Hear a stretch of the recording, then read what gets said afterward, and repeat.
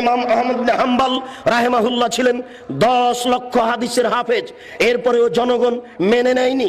তার পায়ে রশি দিয়ে যেমন কুকুর মারা গেলে রাস্তায় মানুষ টেনে নিয়ে বাইরে ফেলে দিয়ে আসে, ইমাম আহমদ ইবনে হাম্বল তার যুগে নয়, এখন পর্যন্ত যত মানুষ এসেছে হাদিস শাস্ত্রে সবার চেয়ে বড় পণ্ডিত, এরপরেও জাতি তাকে মেনে নেয়নি, সমাজ তাকে মেনে নেয়নি। তার পায়ে রশি দিয়ে রাস্তায় টানা হতো, তাকে পিটানো হতো। ইমাম আহমদ ইবনে হাম্বলের মতো মানুষ জাতির কাছে সম্মান পেলেন না। আমরা জাতির কাছে সম্মান পাই বুঝতে পারি না। বুঝতে হবে আমাদের প্রচারের ত্রুটি রয়েছে। হক বড় তিতা, যা কালকে বলছিলাম।